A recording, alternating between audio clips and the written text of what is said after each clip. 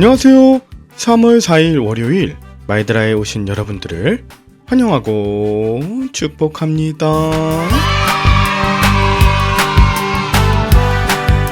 3월의 첫 월요일 마이드라를 통해 여러분들을 다시 만나게 되어 감사합니다. 3월엔 새학기가 시작되고 산수유와 개나리가 노란 꽃망울을 터뜨리면서 봄이 왔음을 알리게 될 텐데요. 겨우내 차디차게 얼어붙었던 땅 속에서도 봄을 알리기 위해 성실하게 준비해온 생명들을 보면 고난 속에서도 희망을 잃지 않고 묵묵하게 맡겨진 사명을 감당하는 것이 얼마나 중요한지 깨닫게 됩니다. 꽃봉오리가 생기고 꽃들이 만발하고 꽃이 떨어지더라도 그 열매나 꽃 속에 있는 씨앗이 퍼져 또 다른 생명, 또 다른 봄이 시작되겠죠. 우리 인생도 마찬가지인 것 같아요.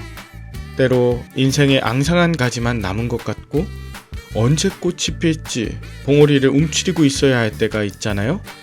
그런데 또 활짝 필 때가 있다면 꽃이 질 때가 있어서 새로운 생명을 낳는 이런 다양한 때가 있습니다. 우린 지금 사순절 한복판에 와 있어요.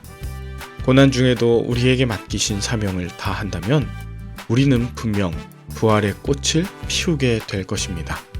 그 끝은 또 다른 시작으로 이어질 것이고요. 그러면 오늘도 복음의 씨앗을 품고 만개하실 여러분들의 인생을 응원하는 마음 담아 오늘의 마이드라를 힘차게 시작해 보도록 하겠습니다. 자, 출발!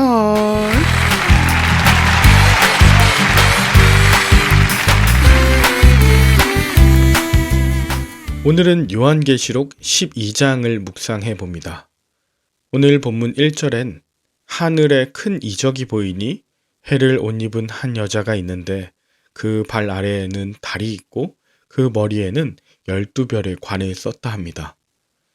해를 옷 입었다는 표현 그리고 그 발 아래에 달이 있다는 표현을 통해 이 여자가 하나님의 권능을 받았을 뿐 아니라 머리에 12별 즉 이스라엘의 12지파를 다스리는 권한을 부여받았음을 알 수 있습니다.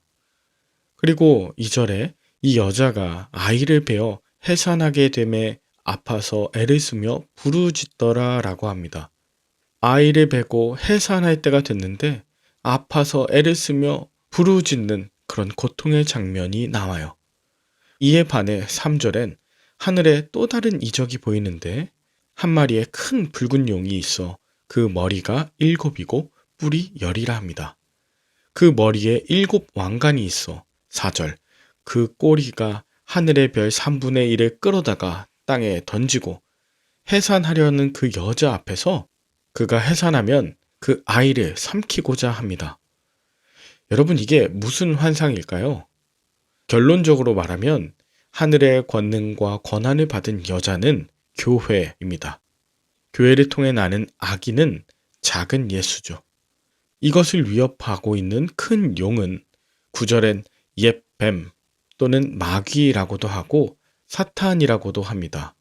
즉 여인으로 비유된 교회는 끊임없이 작은 예수를 세상에 탄생시키고자 하지만 큰 용, 즉 사탄은 이것을 용납할 수 없어 했습니다. 그래서 그 작은 예수를 집어 삼키고자 하는 것입니다. 이때 5절 여자가 아들을 낳습니다. 이는 장차 철장으로 만국을 다스릴 남자라 그 아이를 하나님 앞과 그 보좌 앞으로 올려가더라 라고 합니다. 철장은 왕이 짚고 있는 쇠 지팡이를 말하고요. 하나님의 보좌 앞으로 올려가 그곳에서 만국을 다스릴 예수님임을 알 수 있죠. 그리고 그 아이를 낳은 여자는 광야로 도망쳤습니다. 거기서 1260일 동안 자신을 보호하시고 양육하기 위해 하나님께서 예비해 두신 곳으로 갑니다. 14절 그 여자는 큰 독수리의 2 날개를 받아 광야 자기 곳으로 나아가 거기서 뱀의 낯을 피하여 한 때와 2때와 반 때를 양육받으며 15절 여자의 뒤에서 뱀이 그 입으로 물을 강같이 토하여 여자를 물에 떠내려가게 하고자 했지만 16절 땅이 여자를 도와 용의 입에서 토한 강물을 삼키고 마지막 17절 용이 여자에게 분노했지만 돌아가 그 여자의 남은 자손 곧 하나님의 계명을 지키며 예수의 증거를 가진 자들과 더불어 싸우려고 바다 모래 위에 서 있게 되었습니다. 이것이 오늘 본문 12장의 내용이에요. 여러분, 용이라고 불리우는 옅뱀 또는 마귀, 사탄 모두 동일한 존재입니다. 사탄은 히브리식 표현이고 마귀는 디아블로스라는 헬라식 표현입니다. 이 큰 용이 하늘로부터 내쫓겨 이 땅에 있는 교회와 하나님의 백성을 공격하였죠. 성도들을 핍박하고 억압하고 있는 큰 용의 활동은 하나님의 심판 앞에 마지막으로 발악하고 있는 것이라 할 수 있죠. 그러나 하늘로 올라간 예수님으로 인해 7절 하늘의 천사장 미가엘과 그의 사자, 즉 천사들이 용과 더불어 싸워 결국 그 큰 용은 하늘의 군대를 이기지 못하고 다시 땅에 있는 교회를 핍박합니다. 저는 여기서 큰 위로를 받았습니다. 이미 모든 권능과 권한을 가진 예수 그리스도, 그리고 그 예수님을 돕기 위한 천군 천사들이 큰 용과 그의 사자들을 모두 무찔러 승리했다는 사실 때문입니다. 그리고 많은 것들이 이해되기 시작했어요.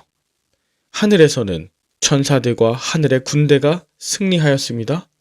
본문 10절엔 하늘에 큰 음성이 있어 이르되 이제 우리 하나님의 구원의 능력과 나라와 또 그의 그리스도의 권세가 나타났으니 우리 형제들을 참소하던 자 곧 우리 하나님 앞에서 밤낮 참소하던 자가 쫓겨났다. 12절 그러므로 하늘과 그 가운데 거하는 자들은 즐거워하라. 그러나 땅과 바다는 화 있을진저 이는 마귀가 자기의 때가 얼마 남지 않은 줄을 알았으므로 크게 분내어 너희에게 내려갔음이라 라고 말해요. 그렇다면 땅에 있는 여인, 즉 이 땅의 교회는 그대로 공격을 당하고 속수무책으로 당할 수밖에 없는 것일까요? 아니죠. 여자는 독수리의 날개를 받았고 또 땅이 입을 벌려 용이 토한 물들을 삼켜 여자를 도왔습니다. 더 정확하겐 하나님께서 지키시고 보호하시며 그 시련의 시기를 통해 양육하고 계신 겁니다. 이제 큰 용은 완전한 심판 가운데 처해질 것입니다. 하나님의 보호하심과 양육을 받고 있는 이 여자를 결코 해치지 못할 것입니다. 이것이 우리에게 소망입니다. 이것이 광야 같은 삶을 살아가는 저와 여러분들이 붙들 하나님의 약속입니다. 환난과 핍박 중에 계십니까? 광야에서 하나님이 먹이시고 입히시고 보호하시는 양육을 온전히 체험하실 수 있는 복된 하루 되시길 바라요. 여러분은 오늘 본문을 통해 무엇을 느끼셨나요? 저는 환난과 핍박의 시대에 교회, 즉 그리스도인들이 해야 하는 두 가지 일들에 대해 집중하게 되었습니다. 하나는 작은 예수를 낳는 일이고 또 하나는 양육을 받기 위해 광야로 나아가는 것입니다. 생명을 낳기 위해 위험을 무릅쓴 여인의 모습, 우리네 어머니의 모습을 참 많이 닮았습니다. 또한 광야로 나아가 하나님의 말씀으로 양육받는 모습은 우리 믿음의 선조들과 예수님을 닮았습니다. 교회는 생명을 낳는 어머니의 모습을 회복해야 하는 것입니다. 동시에 멋진 도성이 아닌 광야 같은 세상에서 훈련받으며 하나님의 온전하심을 경험하는 곳이구나. 제가 이것을 깨닫게 되었다는 것입니다. 그러면서 제가 지난날 얼마나 태신자를 품고 영혼 구원을 위해 해산하는 수고를 다했는가. 또 말씀으로 양육받기 위해 광야로 나아가는 담대함을 갖고 있었는가를 돌아보게 되었습니다. 이 시대에 부름받은 목회자라면, 아니 그리스도인들로 부름받았다면 사랑과 말씀으로 생명을 낳고 살아내는 일들을 감당하며 용에게 맞서야 하지 않을까요? 사랑하는 말들 하시고 여러분, 두려워하지 마시기 바랍니다. 담대하시길 바랍니다. 승리의 하나님께서 오늘도 여러분과 저와 함께 하시며 그 모든 상황을 통해 양육시키실 것을 믿습니다. 함께 기도할까요?